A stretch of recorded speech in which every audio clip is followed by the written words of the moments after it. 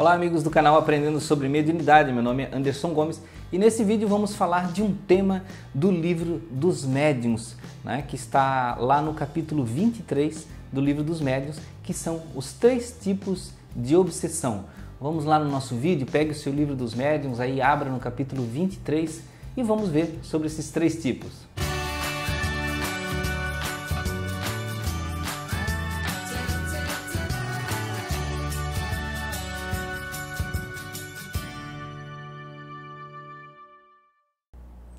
Bem amigos, sejam bem-vindos a mais um vídeo do canal Aprendendo sobre Mediunidade e hoje nós vamos ter um tema trazido diretamente aí, né, do livro de Allan Kardec, né, que é da obra que compõe a doutrina espírita, que é o livro dos médiuns, lá no capítulo 23, que é sobre os 3 tipos de obsessão, que é a obsessão simples, a fascinação e a subjugação. Então vamos lá ver o que é cada um deles. Bem, a obsessão simples, Kardec caracteriza, digamos assim, espíritos mais comuns, né? Espíritos menos perigosos, mas não quer dizer que incomodam menos, né? Esses espíritos, eles atrapalham normalmente no nosso dia a dia. Né? São aqueles espíritos que fazem influências para nos confundir, nos prejudicar de uma forma mais simples. Né? Para nós, digamos assim, perdermos um horário ou acontecer qualquer outro tipo de coisa.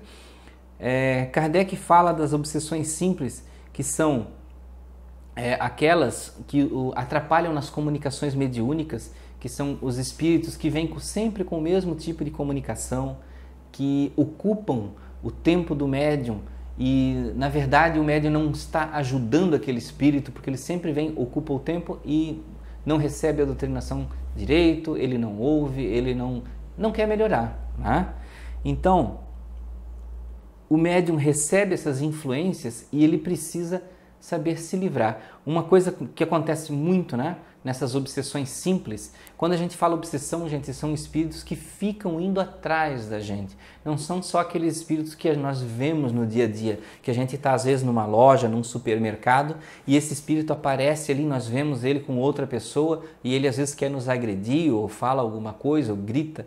Né? Aquele é só um espírito que está se relacionando naquele momento. Mas quando esse espírito passa a ficar do nosso lado, né, ele se caracteriza como uma obsessão simples. Então são obsessões que geralmente não duram a vida inteira, uma coisa, né, ou uma parte da vida, né, ocorrem de forma muito rápida, ele acompanha, às vezes até com um objetivo, ele fica 2, 3 dias acompanhando o médium, mas é para chegar no 4º dia e naquela reunião mediúnica e ele se comunicar, tá? Então existem formas muito variadas, então são influências mais simples, eles passam intuições de formas mais simples e agem também, é claro, nas nossas falhas morais. Né? Todos os tipos de obsessão agem nas nossas falhas morais, mas esse agem de forma mais simples. Bom, temos o segundo tipo, né? Nós falamos da obsessão simples, agora temos a fascinação, que é um pouco mais, ou digamos assim, muito perigosa. Né? Porque nós temos, além da fascinação, a subjugação. Mas essa aqui é tão perigosa quanto a subjugação. Não poderíamos dizer que é mais nem é menos, né? Porque cada um ilude o médium ou a pessoa de alguma forma.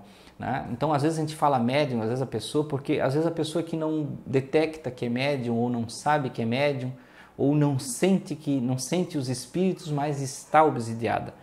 Então, como é que é a fascinação? A fascinação, o espírito ilude a vítima.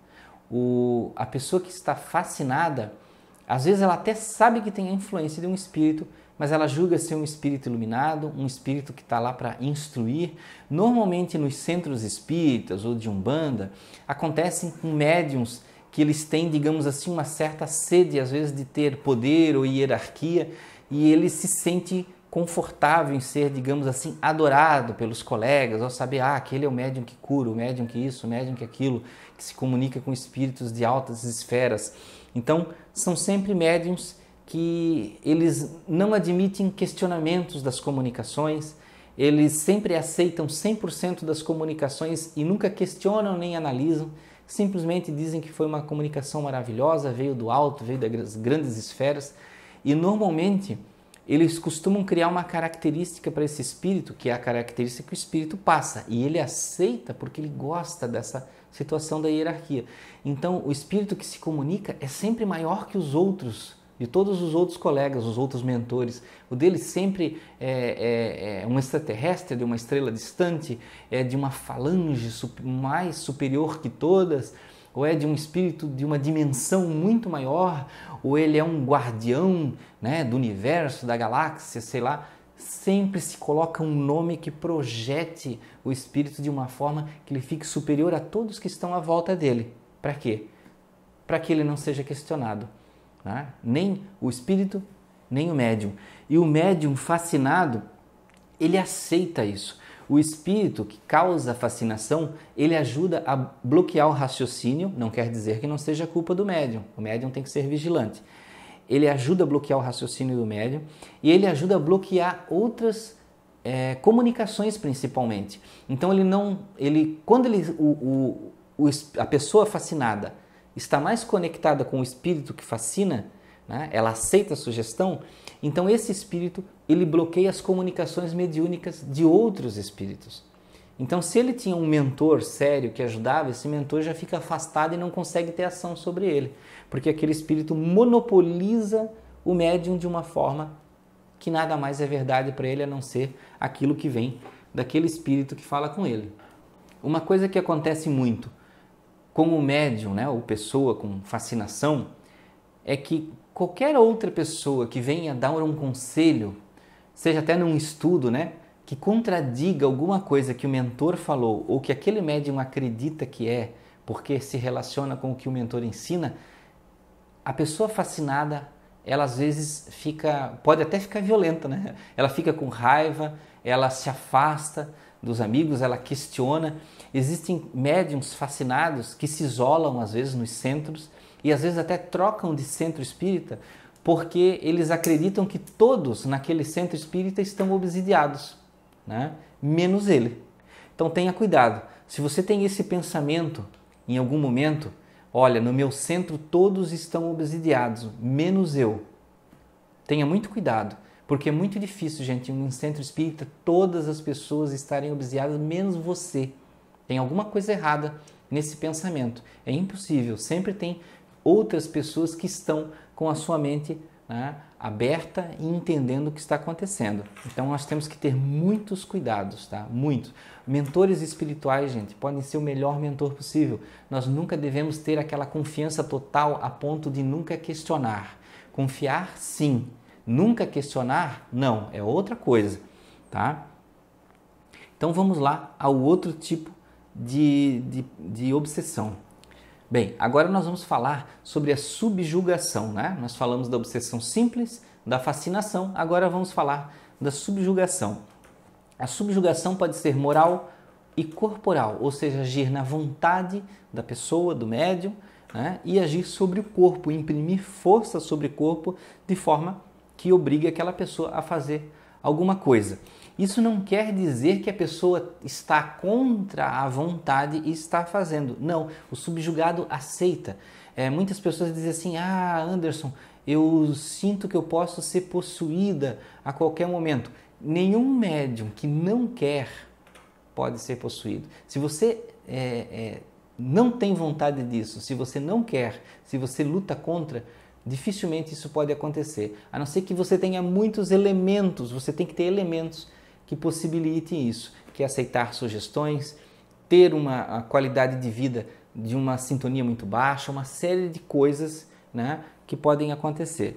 Mas basta a vontade para impedir uma subjugação. Por que eu falei em possessão, gente? Porque muitas pessoas comparam a subjugação com a possessão. É muito parecido, porque o médium, né, a pessoa, ela não consegue reagir contra.